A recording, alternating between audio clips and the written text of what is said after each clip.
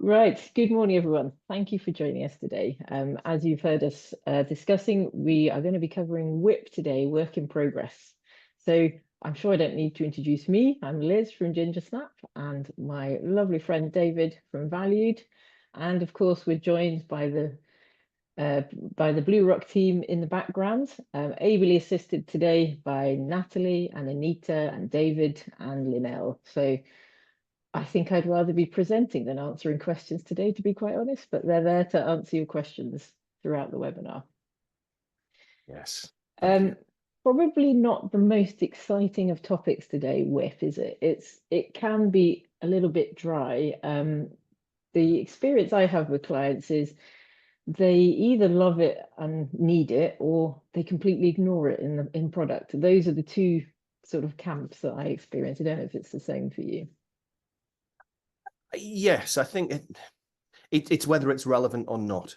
So you're absolutely right. I think in the same sort of situation, we have probably the majority of clients who find it vital and who work with it on a monthly basis. But we do then have other clients where it doesn't fit their concept of what WIP Yes. is, their business, and Yes. that's where Yeah. it's obviously of less use, I suppose. But it's Yeah. still there. It still performs a function in the system. So Mm.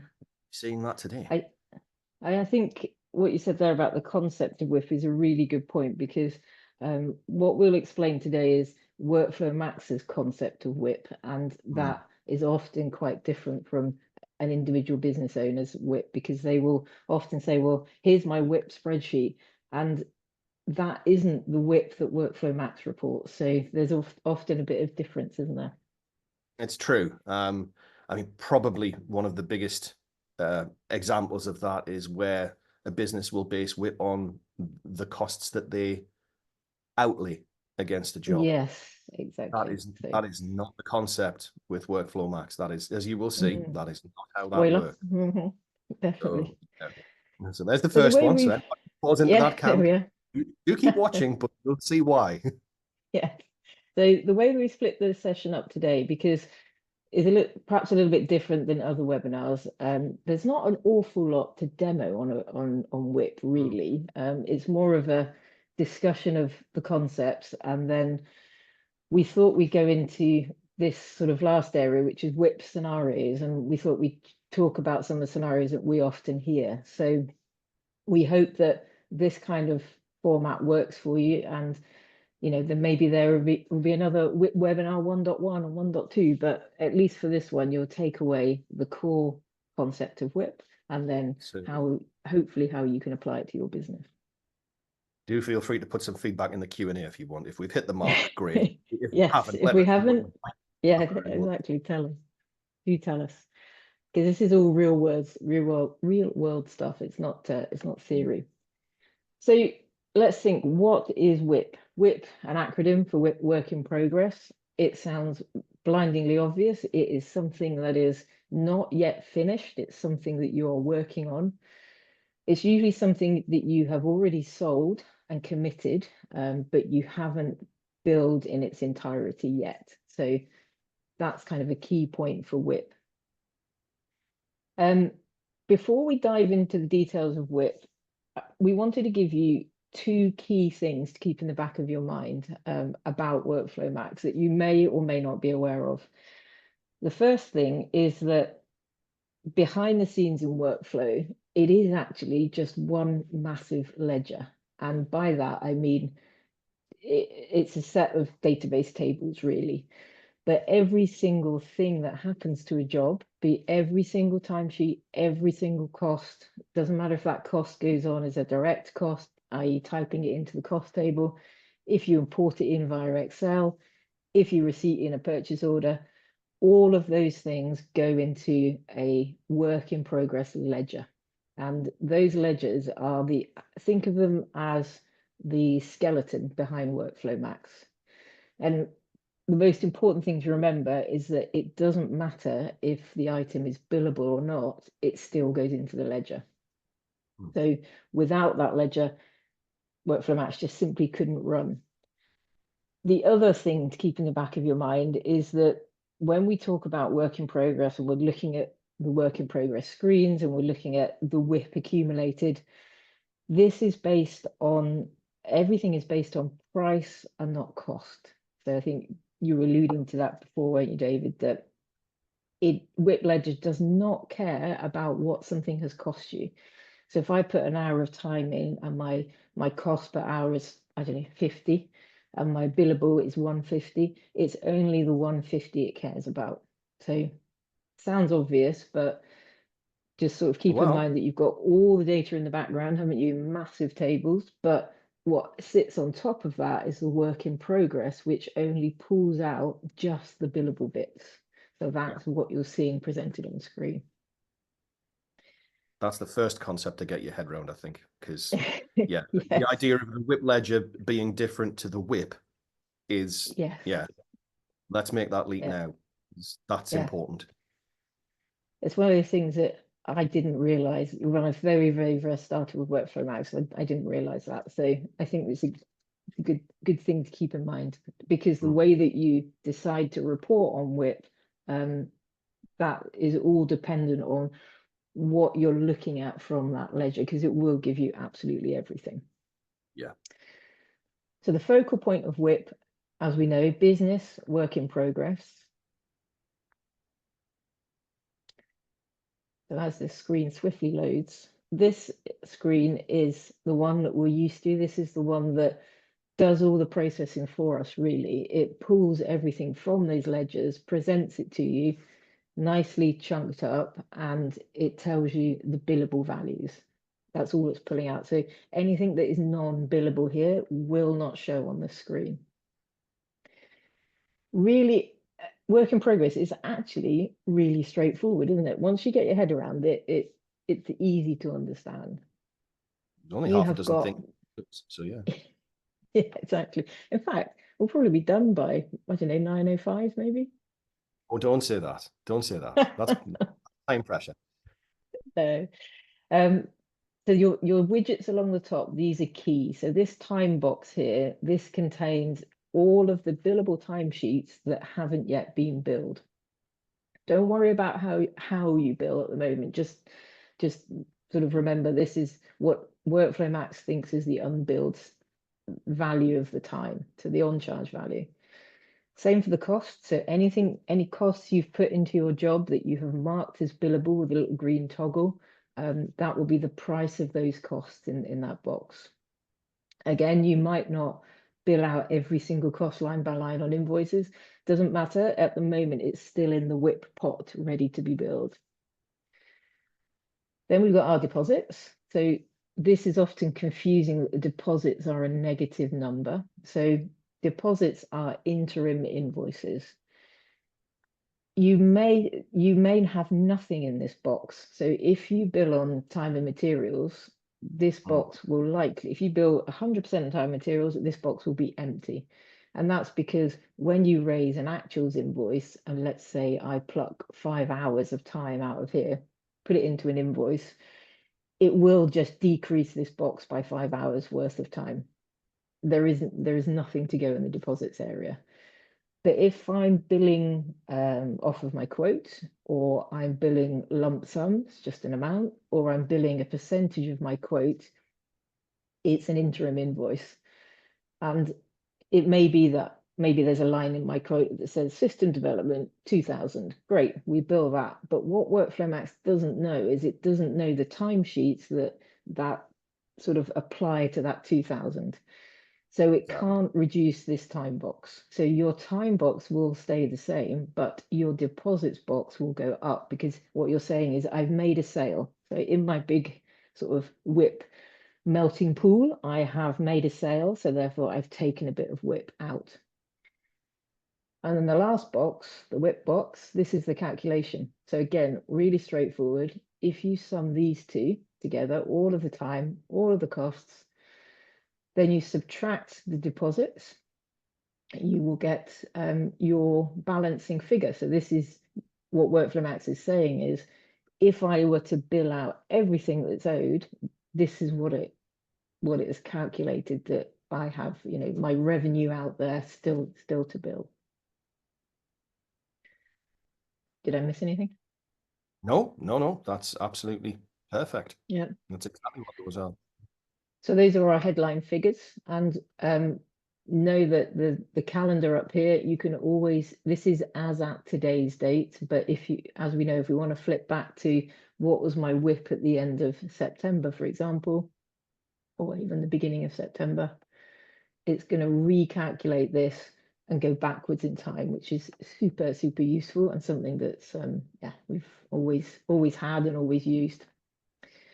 So those are our headline figures about WIP. And then as we go down the screen, we start breaking these headline figures down a bit more. So the next two widgets, again, straightforward. Here's a little graph of how my WIP is tracking. So by month, how much current WIP do I have? So you can see how your WIP goes up and down.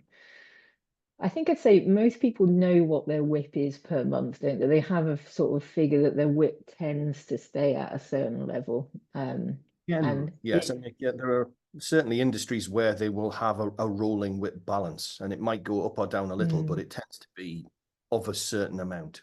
It That's does, quite yeah. Yeah. And I think that's partly why this screen is so useful, because it's a bit of a temperature check. Like, what is the company doing right now? If my WIP suddenly jumps up, I know that we've done a lot of work and we're possibly behind on our billing, maybe. If my WIP suddenly drops to negative, which it could do, I've got a positive WIP, but if I build out 750,000, I would have a negative WIP of £5,000, because what that would mean is that I have sold more than I have worked across these two things. So yeah, month on month, people tend to know. So they'll watch if their WIP jumps up or jumps down. This little widget here, this is quite useful because it just brings your eye to, okay, which of our clients are we working for the most is really what this says. So Cardiff Council, 14 jobs, 618,000 of WIP. So those are the ones that you're probably going to hone in on at billing time, or you're just going to be aware that a lot of your revenue, in my case, is with one client. Yeah. This is an interesting one, the status. Bit of a misconception on WIP. People think that the WIP ledger should only contain live jobs, and that is true, but sometimes jobs are not removed from the ledger and they stay on there. So that's a good one to check. If you just dip into your completed, it's like, hang on a minute, we've got 23 completed jobs and I've still got that WIP on my ledger. So again, a good place to say, well, maybe you should clean up the ledger, because if they really are completed, I'm never going to bill this. I don't want it in that figure here.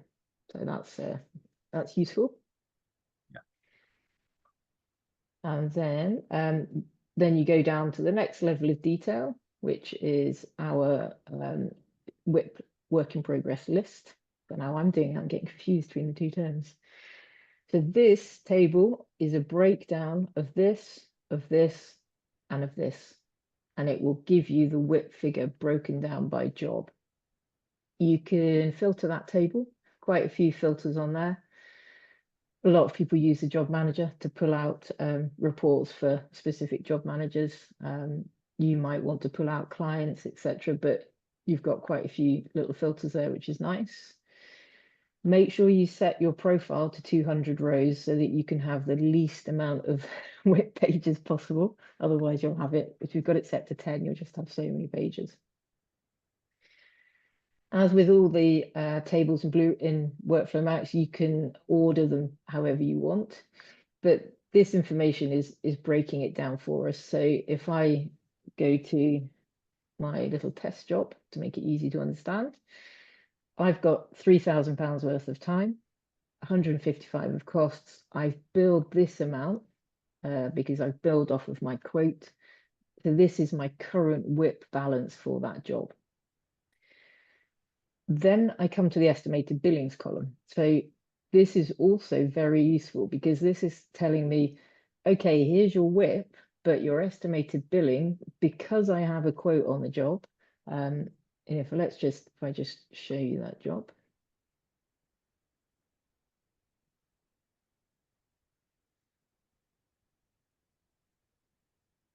So if I just dip into my financials tab, there's my quote. So I've got a £16,000 quote.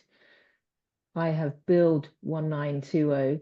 So what it's telling me is, of your quote, you've nibbled off that much. You've got this much left to bill.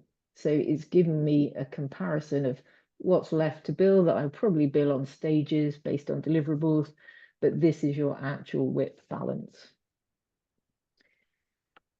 Which I think this sometimes not confuses, but brings up a lot of questions, because you probably get it as well, where people will say, well, I'm not interested in WIP because I bill on fixed fees and I price on fixed fees. So I understand that, and I understand you're not going to bill out every single time and every single cost, but this WIP is giving you an indication of the kind of, how would you describe it, the worth of your work that you've completed? It's still a yardstick. I would be very Yeah. concerned if I was billing on fixed fees and I saw that the value of my WIP was higher than, let's say, the total value of the quote on the job.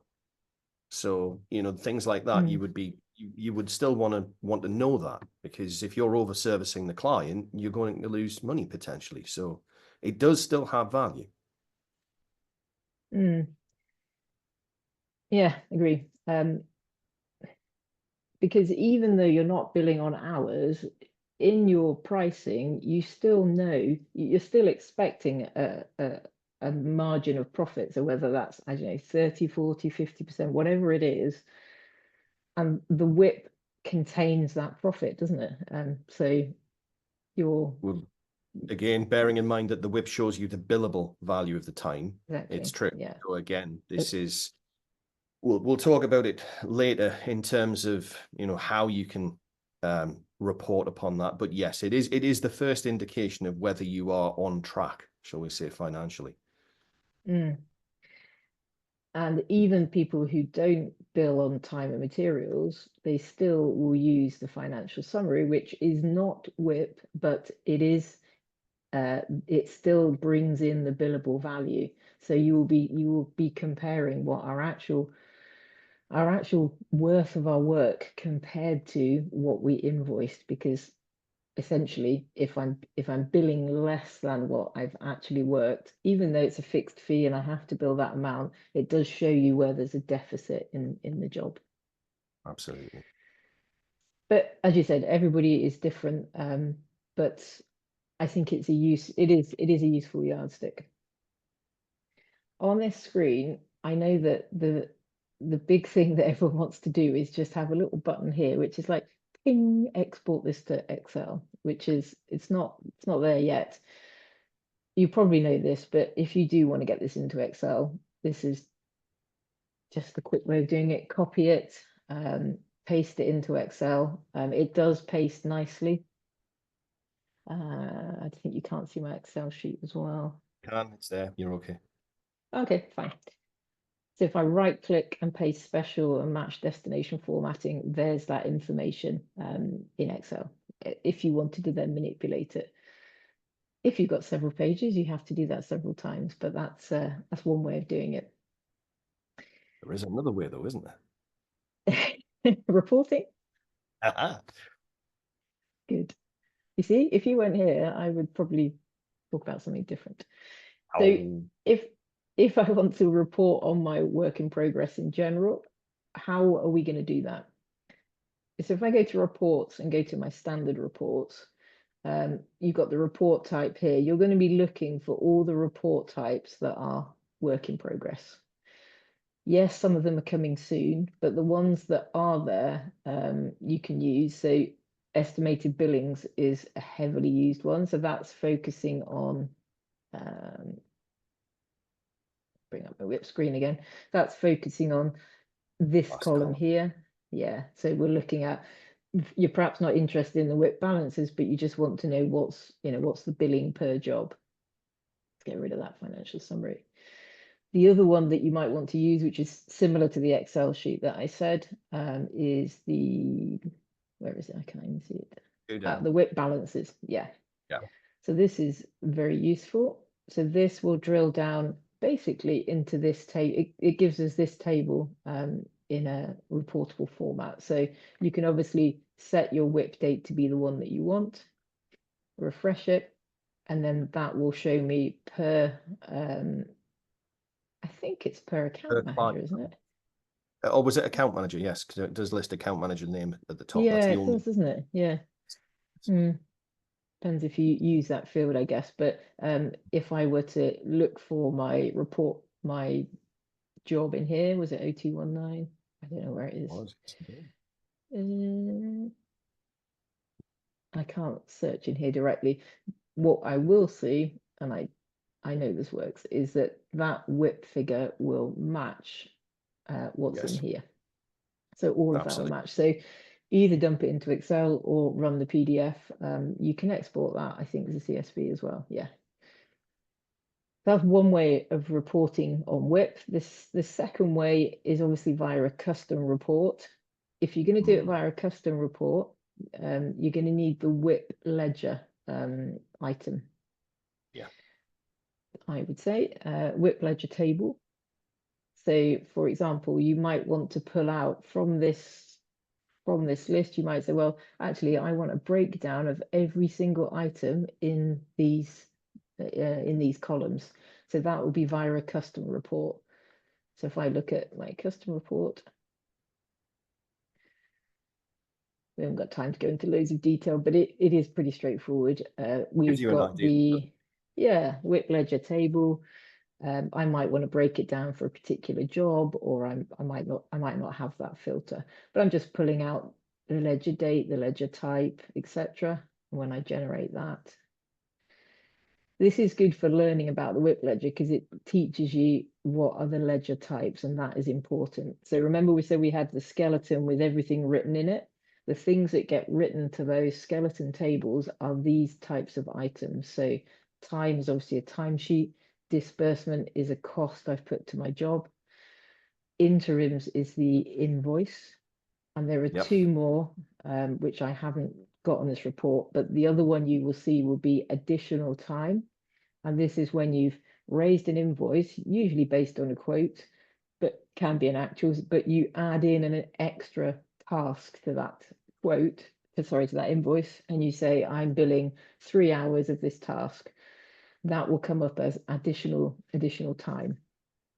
And curiously, the additional time and additional costs are not part of your WIP balance. So they will not feature in this figure, because what you're essentially doing is you're raising an invoice, aren't you? And billing it all at the same time, that additional bit. I've been testing some of that, and it's true for time still, but unlike the old version of Workflow Max, costs, if you add them as additional costs, it does create the cost in your job. So that does then become part of your, well, it will show the actual cost, but as you said, because you're invoicing for it, essentially you're already taking it off the WIP balance, but it will sit as as an actual item in your job. If you go looking for additional time and the task that related to it possibly won't be there, but the cost will be. Yeah, because as you said, you've already invoiced for it. Essentially, you're putting it on and taking it off all in one go. Yeah. Interesting. So custom reports are super useful for WIP because you can find out exactly what's happened with the job. That, you know, if it's not here, it hasn't happened. This is the basic answer, isn't it? What shows doesn't this show both billable and non-billable items as well? Yes, good point. I was just about to go on to that. Yeah, so be really careful in your custom reports, though. Remember, we said the skeleton contains everything, billable and non. So make sure when you do your reports that if you only want the billable stuff, make sure you set your billable parameter to yes. Otherwise, you'll be comparing the WIP figure that it gives you here with this and say, well, that doesn't work. That doesn't match. So very easy mistake to make. So those are the two ways you can report on WIP broadly, either custom or standard.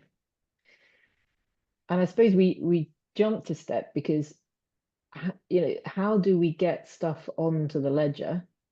Well, that is pretty straightforward. We add a timesheet that is billable, and it goes on to goes onto the WIP ledger, it goes into the work in progress into this box. We add a cost, that's increasing our WIP. We raise an invoice, that decreases our WIP, and then there's our final WIP balance. So there's not really lots of other ways you can get WIP on or off the ledger. The other thing you could say is, well, if I raise a negative cost on a job, that will reduce my costs box on WIP. So if I don't know, let's say I've got a credit note from a supplier and I need to credit back some money from stuff that I've bought, that will go on as a negative cost. So that will take stuff off the WIP ledger. If I give a discount as a negative cost, that will also take it off. So I can't think of any other ways to get stuff on and off the ledger, can you? As I say, there are very few physical processes that will affect the ledger that you can use like this. So you're absolutely right. It is just using them appropriately within your business model. We're getting a few questions through, and apparently it's worth mentioning at this point. If you do not have a quote on your job, you will not have an estimated billings figure in this table. So on the right-hand side where we've got estimated billings right now, if there is no quote, Good point. don't expect to see a figure because it doesn't know what your estimated billings are at that Yeah. point. Yeah. In fact, your estimated billings will then be your WIP figure because it knows no different, does it? Yeah. That's just you've got a repeat of the same figure, and it wouldn't give you anything different because that's just what it is. Yeah. And perhaps we should also mention that if I go to settings and I've got that little checkbox down here, this one. So when calculating my estimated billings, that's on the job though, isn't it? But it is absolutely. So this is again where certain settings affect certain parts of the system. So it's if you're unsure, you're not going to hurt anything by turning this on and off. So by all means, have a look at it with that tick in place and have a look at it without that tick in place. You will see the difference. But generally speaking, yes, if you are in the habit, or if it is your business process to quote for your jobs, potentially you want that tick in place, at least for your job records. Yeah. So thinking about movement on WIP ledger, if I go back to my job and you wanted to remove some time from the WIP ledger, then you could, I mean, there are several ways to do it. Depends how it affects your business processes. But if I go to a timesheet and I look to pick up this one, I've got an hour of time there. That was non-billable. This one's billable. I could, but in doing this, I am actually just removing that 3 hours of worked revenue from the WIP ledger. But it depends on your individual situation because you might be reporting on, was it productivity we were talking about yesterday, wasn't it? And by doing that, I'm reducing Liz's billable time by those 3 hours. So it depends how you want to do it. Being less productive at that point, Liz. Fire upon you. Yeah, that's fine. Let's take away all of Liz's billable time. Oh no. Another question. Go on. I was going to say, if you're not reporting on productivity, then it's still an option. But this again comes down to business models. What do you do? What are you using the system for? Yeah. If I now go onto my job costs and I add a new cost, let's say, I've got a widescreen monitor. Why not? So there's my cost. By default, it will go on as billable because that's how I have my background settings. So that's another, what have I got? 1,500. Now, if I go back and refresh my WIP, that will jump into my cost box. Yeah. It will. There it goes. Should have had a job which was at the top of the list. There we are. So that's popped into my cost box. So you can just see how easily WIP is moved around. Should we talk about write-offs? How to do write-offs? Yes, indeed. Again, quite a hot topic. Everybody deals with writing off WIP items in a different way. They do. They do. They do. They really do. But WorkflowMax, once again, handles this in only a couple of different ways. So there are a limit on the number of physical processes that you can use to write items off your WIP. Do you gonna Because show us then? ideally, yeah, I mean, I'm sure I speak for many users. Ideally, you'd want to be able to write just something off of there, wouldn't you? You'd like to say, actually, I'm going to write that down by 50 quid or something, or I'm going to drop 3 hours off my ledger, but you can't currently do that. So one way of doing it, if I go to my job, I would need to raise an actuals invoice if I wanted to write some time off. So it would be an actual time and costs invoice. And I'll this is a leave my progress. date as today. Yes, this is a progress invoice. So in my timesheets tab, I could choose what I wanted to write off. So let's say I wanted to keep the 6:30, that's fine. Keep that one. Let's say I want to write off that one. That's actually non-billable. If I want to write off that one, let's say those two. You can get the And nice then in summary. my, yeah, I think it's done by phase, isn't it? Yeah. There he is, yeah. So I don't know why the time isn't there. It should be showing me the time there, but that is my 250. The fixed price. Yeah. Yeah. So Oh, but I would then say, right, this is my calculated value for that item. I'm going to bill it as a 0 item. What will happen though is this will go through to 0 as an invoice, but the effect of it will be those 4 hours come off the WIP ledger. So you're effectively doing a 0 valued invoice. So if you're you pushing have a it look. through as a draft, yeah, Have a look at the bottom of the invoice there, Liz. We've got the summary. yeah, I'm going to remove my other stuff. Yeah. But we can see the write-offs potentially. There we go. I got my carry forward. I know it's not doing my write-off properly. You're right off on there, but it should do. It should normally have a Yeah, value, shouldn't it? yeah, it's probably don't do my job, but it would be the £1,000 or whatever fixed price I have for that to that item. Yeah. So once I approve that, that goes to 0 as a 0 valued invoice. Off that comes my WIP ledger. So not brilliant, but that is a way to sort of get it off of the ledger. Absolutely. That was progress invoice. The other question that we get asked, and you probably do too, is why have I, and it was relating to my WIP status, why have I still got completed stuff on my ledger, which is skewing this? And that usually is because when you've done your final invoice, you haven't tidied up all the WIP. So the final invoice tells Workflow Mac, this is the last one. Anything that's left on that ledger, I am not going to bill. So if I go back to my job and do job actions, new final invoice. So it actually was a quoted job. So I do my final quoted. So the There's cost my that you, items. yeah, we should see it. Yeah. Yeah, I've got my 3,000. Let me just go down to my other, there we are. So this often happens that you've got a line in your job where you're accumulating lots of costs, but these are all the purchase order receipts that you have for those costs.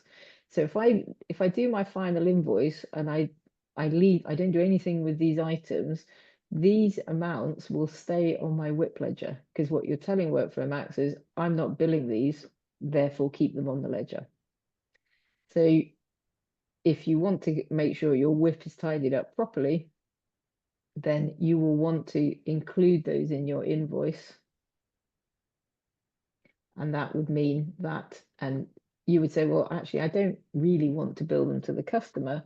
So you can charge them at 0, which will then tell Workflow Max, yeah, I build these items. The WIP ledger doesn't really care what you build for each item. So that will then remove completely that job from my WIP ledger. I suppose if you don't want to do that, you would complete your final invoice and not do what I've just done, which means the items are still on the ledger. And then the other way of removing, I'm having a good day today, aren't I? Something wrong with my tax. Don't worry, don't worry. The principle, Okay. listen to what we're saying rather than what's appearing on screen today. But yes, absolutely. Well, Yeah. at least you know that it's it's not this is real world webinar. Oh, absolutely. So if I didn't want to do that in my final invoice, some people don't, then the other way of removing WIP from the ledger. So imagine you've finished your job, done your final invoice, you know there's still some stuff on the ledger because you can see it. You can do job actions, remove from invoice list, and that will remove the remaining WIP from that list. Yeah. You then want to probably go and complete your job, and then your WIP ledger would not feature that job. Absolutely. That's a couple of ways of removing things from the ledger. But kind of depends how you want to run your job and how you like to run your WIP, doesn't it? We can do that in bulk as well, can't we, Liz? The writing off, Remove from as invoice in, list. we can do it here as well. We can do it from the WIP ledger, which is quite nice. The advantage of doing it from the WIP ledger, you can set it to completed afterwards, which means you don't have to go in job by job. So that's quite a nice way to do it. I would say if you want to learn about really get into WIP, this is obviously a great screen to be in, but go and have a look at your WIP ledger, because the figure that's showing here, you will know if that is correct or not. You'll probably look at it and think, there's no way we have that outstanding billing. So by actually going through each item on your WIP ledger, it forces you to look at each one and think, why have we got £42,000 worth of WIP? And then go into each job and work out why these figures are as they are.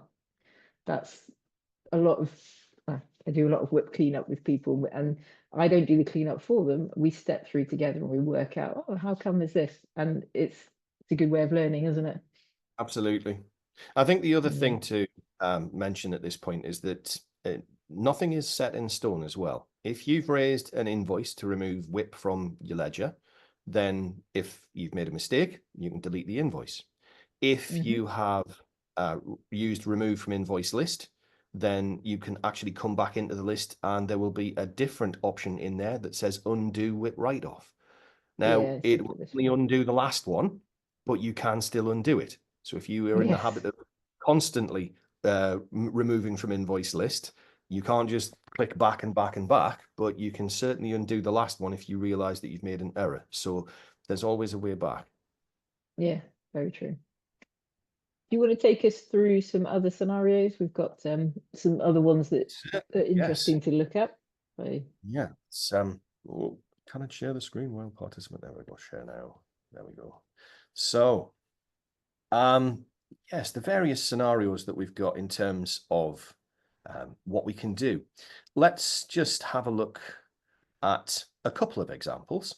So here I'm in a client and this is my construction job. So this is one specific set of circumstances where we are in a habit as a business of tracking the cost of our job rather than the billable value of our job. Now, as we've said, how does that then work in connection with the WIP ledger?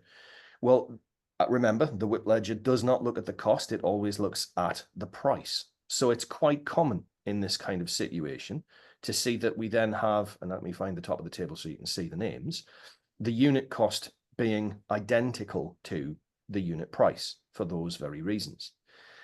Now, this still has a connotation. If I was trying to track my profit as I go through my job, if everything has the same unit price and unit cost, it looks like I am working for nothing. It looks like I'm breaking even, but I'm not making any profit on what I'm doing. In these particular circumstances, the profit margin comes from when I'm raising my invoices. So I will be able to see that if I've raised X amount of pounds in my invoicing, but my costs are standing at a certain level, then this is going to allow me at least to see the figures to be able to produce my profit calculation. The actual calculation that the system will do based on this type of action often only takes place at the end of a job, when we've actually then raised our final invoice and essentially married together these costs with our interims. And that's really the process that we would expect to see. So if I went to my job actions, if I raise my final invoice at this point, and no matter whether I'm billing this on my quotation or if I'm billing it based on my actuals, because it's a final invoice, it will actually marry those items together. So that's the whole purpose of that. So looking at what we've then got, and again, forgive the slowness of this, is that we've then got the content of our quote, whether or not we've physically performed the work. It will actually say, yes, this is the case. We've got our value. We know how much we're going to charge, and we will be able to save that. Remember, your quote itself has a set of profit calculations within it. So if you're looking at your quotation, the likelihood is that you will have raised your quote based on a fixed price, because that way you are able to nibble at chunks of the values. If you raise it as actual time and costs, then you do not have the option to say, well, I'm going to bill 1,000 against this task or 500 against this cost, and see then the remainder of those balances. It will simply take it that that's all you're going to charge for those items. Hence, and we've said this in previous webinars, always make sure you're using your fixed price on your quotation. But then this, if I come back to the job, let's get that back there.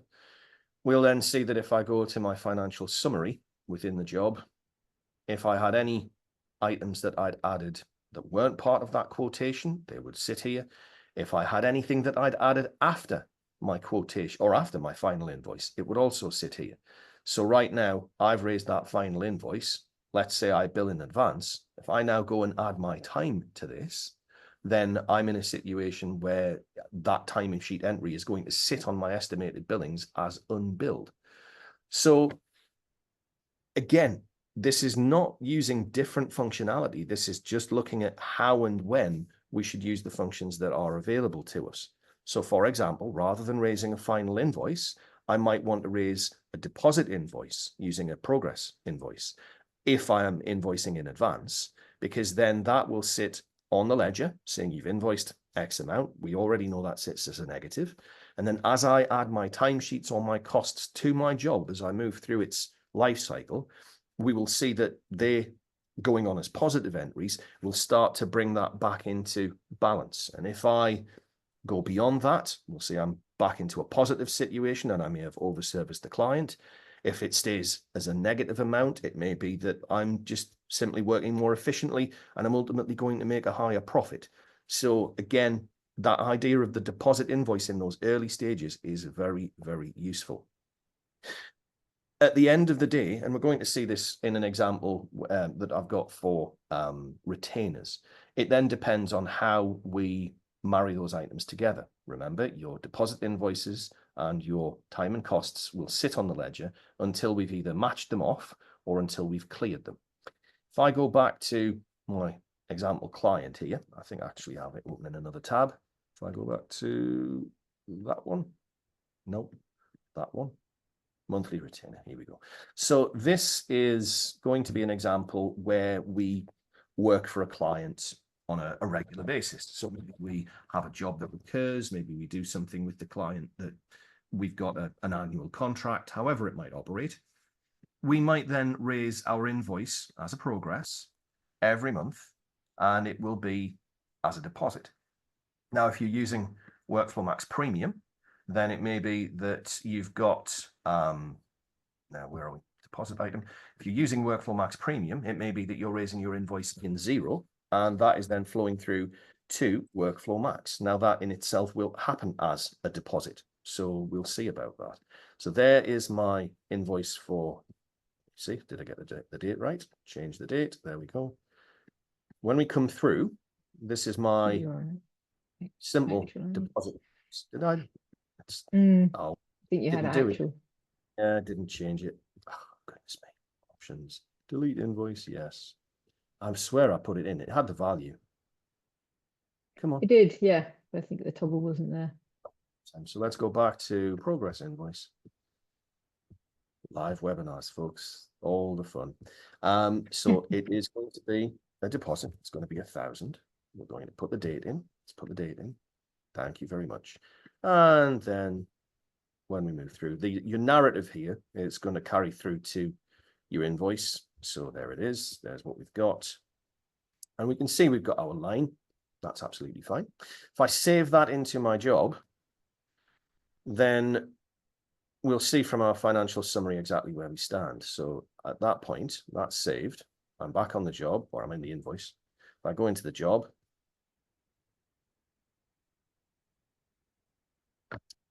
eventually, come on, you can do it. There we go.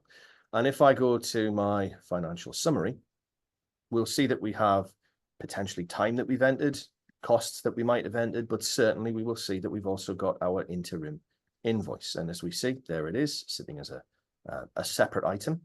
If I was to look at this in my WIP, then absolutely we would have that sitting as a negative. So let me just show you the WIP dashboard on that one. Let's get into that.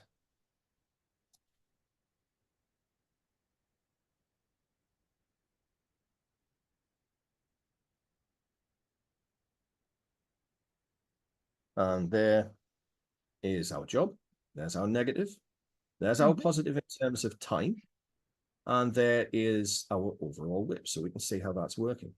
Now, again, if I was to change the date on that, move it back maybe a month or two, we might see that that then is different because the invoice was not raised at that time and we only had a certain amount of time listed on it. So how would we then go about matching those two together? Let's say I've finished working for the client for that month. My invoice was there at the beginning. My time then was added as I went through the progress of the month's work with the client. And I'm now in that position where I've still got outstanding time and potentially costs and that invoice on the job. Just as we've seen before. Now, this could be a final, it could be a progress invoice. It doesn't make a massive difference. I would suggest that you use the progress, just like you said, Liz. And we're going to raise it against actual time and costs. So again, it might be the end of our month, whenever it might be, bearing in mind that your date operates as a cutoff. So from a point of view of what's included in this invoice, if I did have time beyond the 24th of October, this will cut it off. It won't include it. So here is all of my time. Here is my invoice. And at this point, if all of that time had been incurred in this month, then we would say that technically I've over-serviced the client. I've essentially got a balance of the value of my time that I could then charge to the client. So I could say, right, there's your £1,000 as your general fee for the month, but actually you owe us an extra 250. In most cases, that's not going to happen. You're not going to be able to charge an additional sum.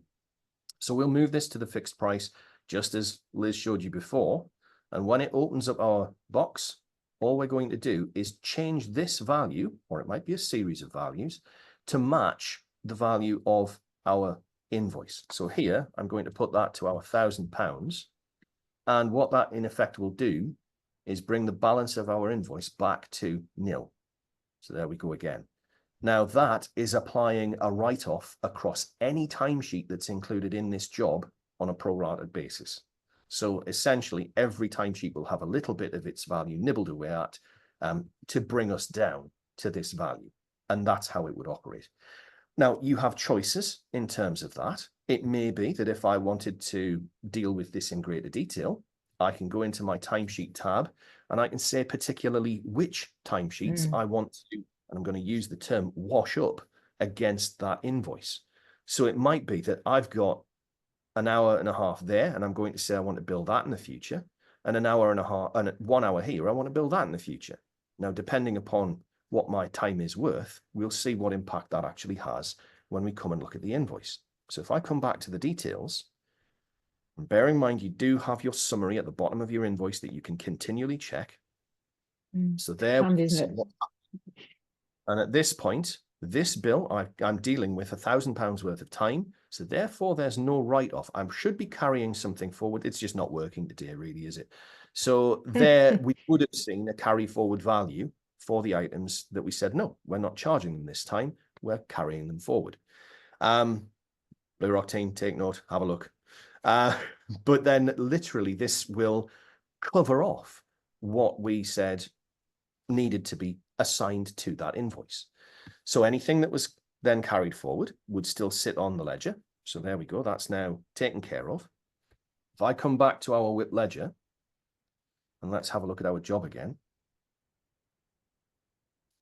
Please forgive the slowness of my screen. We will get there. No, not KJ. That should do it.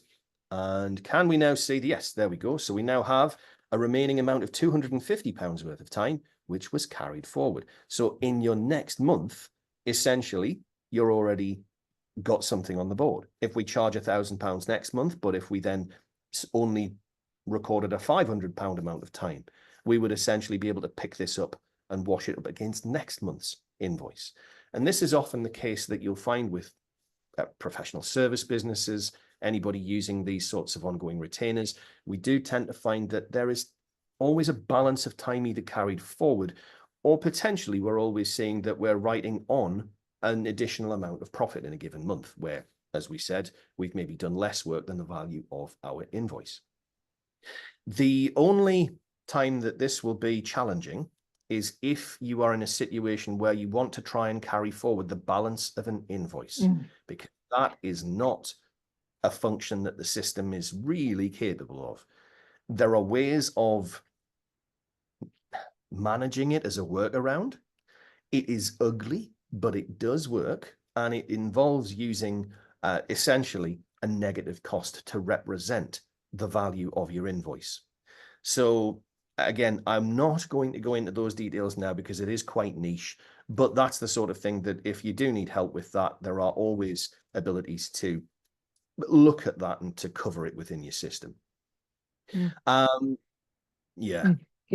The retainer one is quite a frequent one, isn't it? A lot of people work on retainers. Definitely. I mean, again, the number of businesses from a professional service point of view that do operate some form of retainer, and even sort of construction and on-site clients where you've got, you know, literally on-site maintenance. There's often monthly contracts in place for that sort of thing as well. Absolutely. Yeah. Just keeping an eye on the time. We had a couple of questions submitted pre-webinar that we were going to touch upon. Yes. Time to have a look at those. Yes, do you remember the question? I think it was Todd who sent us in, and it was about reporting on profit of the, let's call it the unbilled portion of WIP. So it's reporting on yet to be invoiced work. This is going to be a bit of a disappointment, I'm afraid. So in terms of reporting, and again, it's worthwhile just having a look at those reports that are available again. The best way that I can suggest that you look at this is potentially through the financial summary report on your job, because you'll see certain information in there that really is not captured by the WIP ledger reports. As we have a look at a WIP ledger report, and again, there's a number here, but if I just quickly pick up the report type as WIP, and there we go, we'll see that the tables that it allows us access to as part of this are the client table, fine, we've got the job table, fine, and then we've got the ledger table, and this is the important one. You'll notice as we go through here, under ledger, it's all about billable. It's about the price of your item, not about the cost of your item. So there's nothing in here, and you'll notice there's nothing in there that says profit either.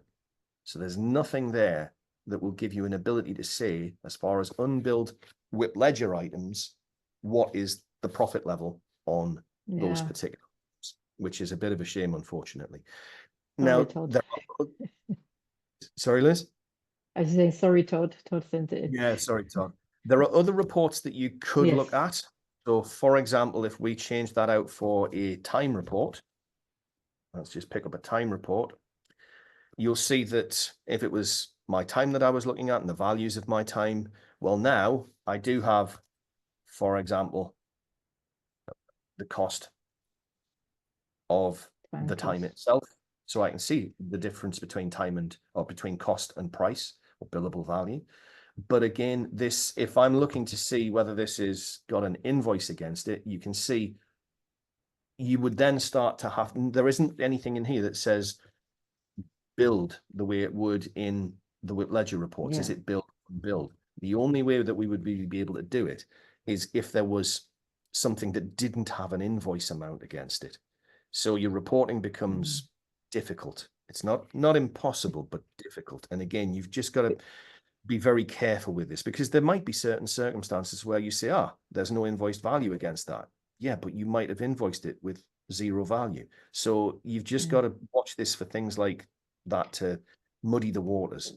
But The problem yeah, is there is the timesheet. You can grab the timesheets, but those you don't know which of those are in that WIP figure for that yeah, month, do you? So exactly right. I think you'd almost be running two reports. You run a WIP ledger report to pull out the time in a particular time period. You then need to pull out a time report. And could you marry those up? You could, if you could marry them up in Excel based on the date, This the is just person, the task. You could do, you're and starting to therefore get you into get the the profit. realms. Yeah, you need to start understanding that some of this information you're going to be handling outside of Workflow Max if you want those kinds of figures, because there is no way for Workflow Max to be able to produce it for you at this stage. Yeah, Sorry tricky about one. that, Todd. Yeah, it is a bit of an Yeah, awkward one. because yeah, profit is not part of your WIP figure. That's the problem. No, definitely not. Let's have a look. What's the difference between billed and invoiced? Nothing is the simple answer. Basically, invoiced, billed, it's just different terminology, I suppose, but it means the same thing. So if you look at your ledger reporting and it says billed, yes, no, if it says yes, there will be an invoice in there that includes that time and cost. So yeah, absolutely. Yeah, Well, there's an we're odyssey bang through. on. Yeah, I was going to say, I didn't actually. We were panic stricken that this might be a 30-minute webinar, and actually we ran out Yes. of steam. But no, there's as we said, there's a lot of situational content here. So apologies that some of this gets a little granular. This again is just the tip of the iceberg, really. You know, this becomes as individual as the business and their processes dealing with WIP. So I would certainly say, you know, if we haven't addressed something here that completely resembles what you do, don't panic. You know, that's not unusual, but this is where, you know, there are the likes of us out there who can help you on an individual basis and make sure that you're getting the most out of the system. So hope it helped. And again, thanks for the excellent explanations in the first portions of the webinar, Liz. I think that was really, really useful to see what that did. Yeah, I think it's good. I hope we've given you enough to at least understand what WIP is, and then the next stage would be how can I mold this to my processes, isn't it? That's the way it is.